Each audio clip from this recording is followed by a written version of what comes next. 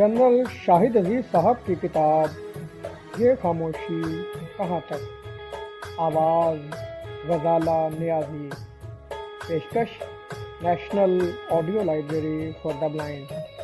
اس کتاب کو اسپانسر کیا ہے طیب طاہر نے۔ اگر آپ بھی کوئی کتاب اسپانسر کرنا چاہتے ہیں تو ہم سے رابطہ کریں۔ شکریہ۔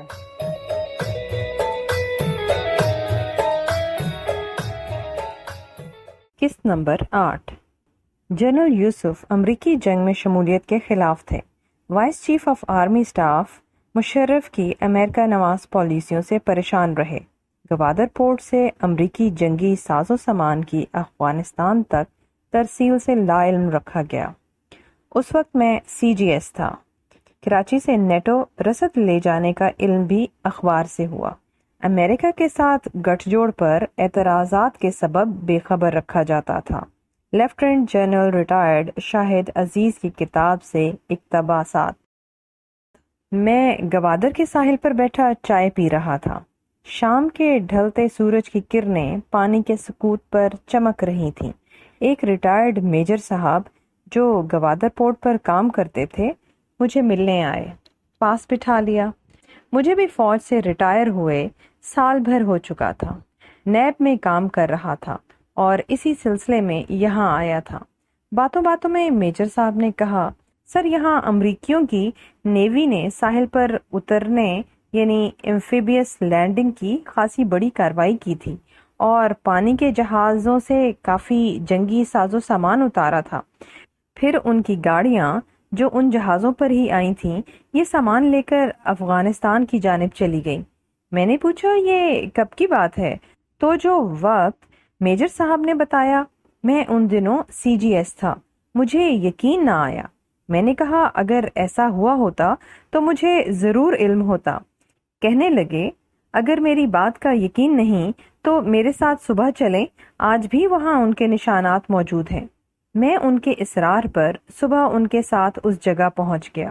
یقیناً ساحل پر تمام نشانات موجود تھے، بختر بند گاڑیوں کے بھی، دفاعی مورچے بھی کھدے تھے۔ میں دیکھ کر بہت حیران ہوا اور سوچا کہ کیا وجہ تھی کہ فوج کے CGS سے یہ بات چھپائی گئی۔ کتنے ہی لوگوں کو تو خبر ہوگی، آخر مجھے کیوں نہ پتہ چلا؟ یقیناً ISI اور MI دونوں کو اس کا علم ہوگا۔ MI کا ادارہ تو میرے نیچے ہی کام کرتا تھا، مگر ان دنوں کچھ نوعیت ایسی تھی کہ جو اجازت ہوتی وہی مجھ کو بتایا جاتا۔ پھر کوسٹ گارڈ جو فوجی کارروائیوں میں کراچی کے کور کے نیچے کام کرتی ہے انہیں بھی یقیناً علم ہوگا، اور کراچی کے کور کمانڈر کو بھی، فضائیہ اور نیوی کو بھی، لیکن CGS کو اس کی بھنک نہ لگنے دی گئی۔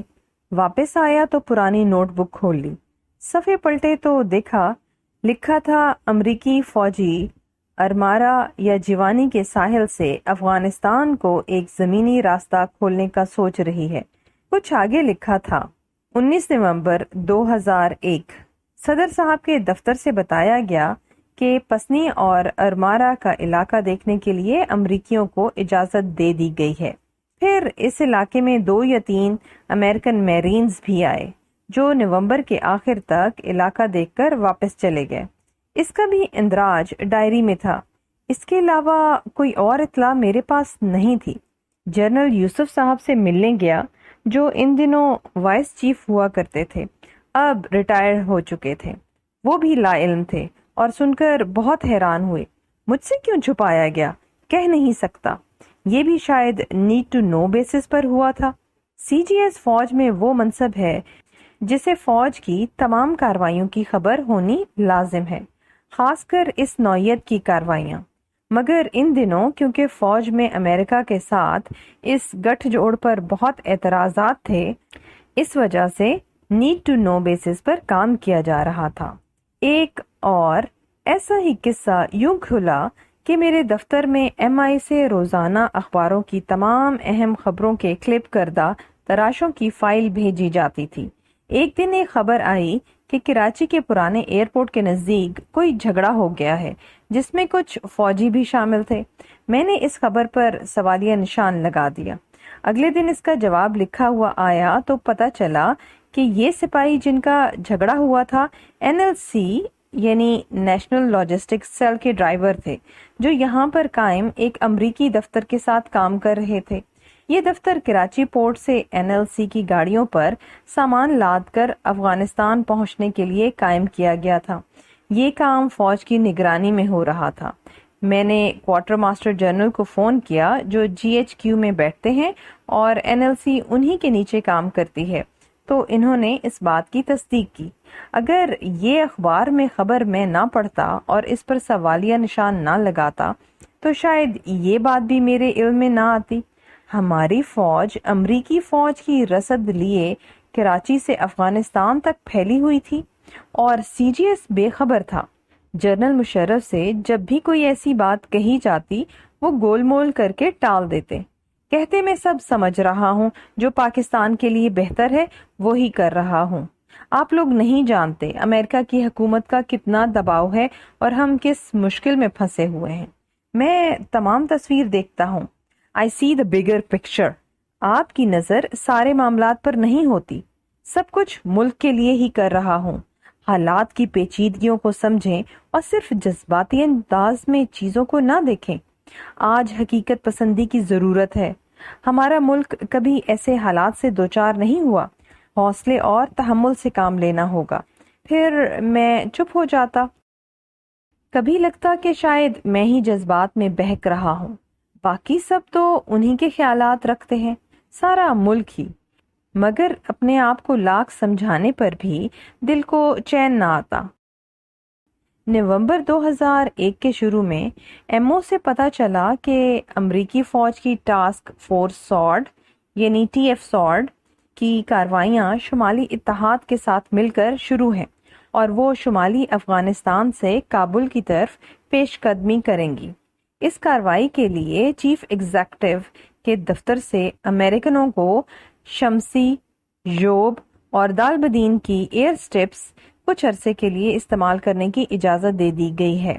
امریکی سینٹ کام کے نمائندے MO میں اربات کے لیے بھی آئے۔ یہ اور CIA کے نمائندے گاہے بگاہے MO میں آتے رہے، مجھ سے بھی کبھی کبھار ملنے آتے۔ MO سے بتایا گیا کہ شمسی پر ان کا بیس ہوگا، جہاں جیٹ ایئر فیلڈ موجود تھی، جو متحدہ عرب امارات کے کسی شہزادے نے شکار میں سہولت کے لیے بنوائی تھی۔ اگر ضرورت پڑی تو دالبدین اور یوب کی ایئر سٹرپس استعمال کی جائیں گی۔ ہمارے اندرونی خدشات اور لوگوں کی ناراضی کو ذہن میں رکھتے ہوئے یہ فیصلہ ہوا کہ اگر دالبدین اور یوب ایمرجنسی میں استعمال بھی ہوئے تو صرف رات کو ہی ہوں گے۔ شمسی پر صرف اس آپریشن کے لیے 4 C-130 جہاز اور 12 ہیلی کاپٹر ہوں گے، جو طالبان کی سپلائی کے راستوں کو کاٹنے یعنی انٹرڈکٹ میں استعمال ہوں گے۔ اسی مہینے یہ بھی پتہ چلا کہ CIA کے ڈرونز شمسی پہنچ چکے ہیں اور یہیں رہیں گے۔ کہا گیا کہ یہ ویسے بھی ہمارا ہوائی اڈہ نہیں ہے، یہ علاقہ ہم نے متحدہ عرب امارات کو طویل مدت کی لیز پر دیا ہوا ہے اور انہوں نے ہی یہ اڈہ تعمیر کروایا ہے، ہمارا اس پر کوئی اختیار نہیں۔ ویسے بھی چونکہ یہ آبادی سے دور ہے، لوگوں کی نظروں میں نہیں آئے گا۔ MO سے ملی ہوئی یہ خبریں میں نے جنرل یوسف کو بتائیں اور کہا کہ ہمارے لیے یہ باتیں بہت پیچیدگیاں پیدا کر دیں گی، ہمیں اس طرح امریکہ کی جنگ میں ملوث نہیں ہونا چاہیے۔ انہوں نے امریکہ کے بڑھتے ہوئے دباؤ اور ہماری مجبوریوں کا ذکر کیا اور کہا کہ جنرل مشرف بھی ان تمام چیزوں کی پیچیدگیوں سے واقف ہیں اور جو کم سے کم کر سکتے ہیں وہی کر رہے ہیں۔ حالات کو ہم سے بہتر سمجھتے ہیں۔ جنرل یوسف خود بھی ان باتوں سے پریشان رہتے تھے اور امریکہ کے حق میں اس جنگ میں ہماری شمولیت کے حامی نہ تھے، مگر ہماری کمزوریوں کا بھی لحاظ تھا۔ امریکی فوج کے کابل پر قبضہ کرتے ہی ہندوستان کے بہت سے لوگ وہاں پہنچ گئے۔ یہ اپنے ساتھ TV، VCR، اداکاروں کے نیم عریان پوسٹرز اور اس ہی قسم کے اور مواد لے کر آئے اور فوراً ہی کابل TV اسٹیشن کی نشریات بھی شروع کر دیں۔ تمام سامان لوگوں میں اونے پونے داموں بانٹ دیا۔ یہ ان کا افغانستان میں پہلا قدم تھا۔ پھر آہستہ آہستہ حکومت کے ہر محکمے میں داخل ہوتے گئے۔ کہیں مشیر، کہیں تربیت دینے، کہیں محکموں کی تعمیر نو کی خاطر اور کہیں بہبود نسواں کے لیے۔ اہم محکمے جو انہوں نے چنے وہ تھے انصاف اور پولیس کا نظام، فوج کی تشکیل اور تربیت، دفتر خارجہ، تعلیمی نظام اور خفیہ ایجنسی۔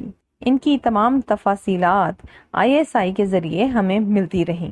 اختتام قسط نمبر 8۔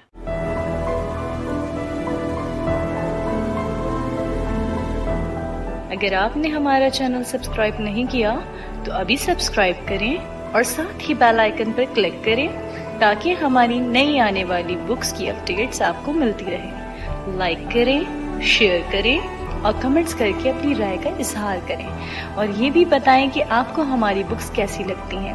مزید معلومات اور ڈسکشن کے لیے ڈسکرپشن میں دیے گئے لنک پر کلک کر کے ہمارا واٹس ایپ گروپ جوائن کریں۔ شکریہ۔